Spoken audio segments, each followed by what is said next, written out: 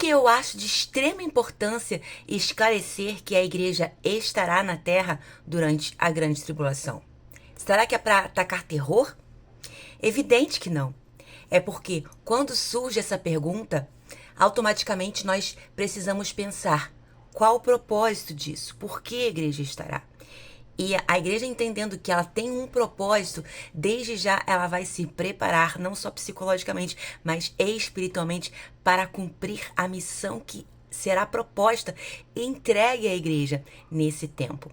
Resumidamente, a igreja estará confrontando na primeira metade da semana todo o império do anticristo que está prestes a se formar, a se erguer no meio da semana. Então, no início da última semana, o Senhor vai derramar um grande avivamento à sua igreja por toda a terra. E na primeira metade, a igreja estará fazendo sinais e prodígios numa extensão que vai abalar a terra, vai ser algo notório por toda a terra, porque esses sinais servirão para que o mundo ouça a pregação que está saindo da boca da igreja, anunciando o reino que está chegando, o milênio, e também anunciando que em breve, daqui a pouco, estará aparecendo o anticristo e alertando para não aceitarem a marca da besta, porque o reino do anticristo ruirá para dar lugar ao estabelecimento do governo de Cristo. Mas para isso é preciso que as nações escutem a palavra da boca da igreja, as duas testemunhas. Então, uma vez a igreja entendendo o seu papel, ela estará apta para saber o que falar, profetizar, anunciar. Então, eu quero te mostrar agora na Bíblia que a igreja estará na grande tribulação. Eu vou ler com você Mateus 24, a partir do verso 29. Diz assim: imediatamente após a tribulação daqueles dias. Imediatamente após é o quê? É no início da tribulação? É no meio ou é no final? A palavra já diz após, depois, né? O sol escurecerá, a lua não dará a sua luz, as estrelas cairão do céu e os poderes celestes serão abalados.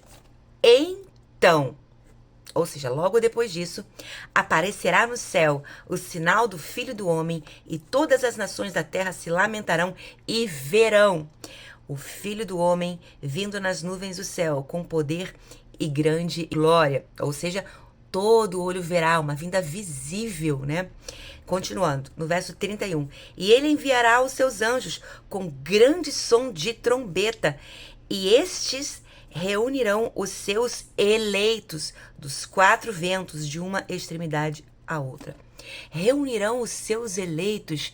Isso está falando da igreja, os seus escolhidos, o arrebatamento, depois da tribulação daqueles dias. E para ficar mais claro ainda quem são esses eleitos, porque uma vez eu li esse texto e alguém me perguntou, então quem seriam esses eleitos? Os mesmos que vão voltar com Jesus num grande exército para a batalha final contra o império das trevas no Armagedon, pela posse de retomada do governo sobre a terra. Esse é propósito dessa batalha. Olha o que diz Apocalipse 17:14. Guerrearão contra o Cordeiro, ou seja, o exército do anticristo. Guerrearão contra o Cordeiro, mas o Cordeiro os vencerá.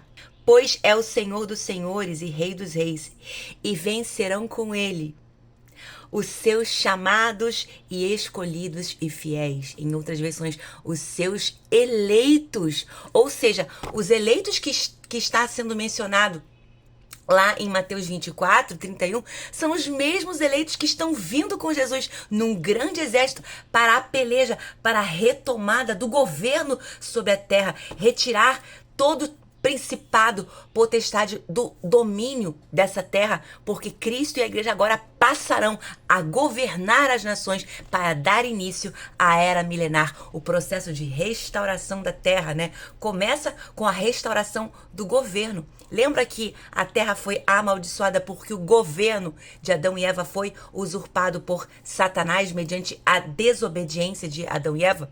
Então, por causa da desobediência de Adão e Eva, o governo da terra foi tirado deles e o diabo assumiu os governos e atinge as nações. Por isso que a igreja agora, juntamente com Cristo, precisam retomar esse governo, a realidade de Adão e Eva.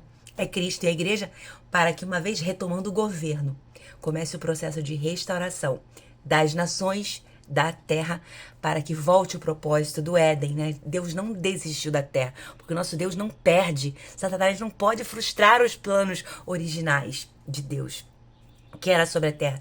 E é por isso que nós vemos que no final de todas as coisas, depois da era milenar, desce a Nova Jerusalém, a cidade santa, naquele perímetro que o Senhor prometeu dar a Abraão e a sua descendência por propriedade perpétua, entendendo que essa descendência, na verdade, trata-se da igreja verdadeira, que estará glorificada, porque ali estará a Nova Jerusalém, para ser a capital do governo sobre a terra, sobre as nações, num reino de paz e de justiça eternas. Glórias a Deus. Deus te abençoe.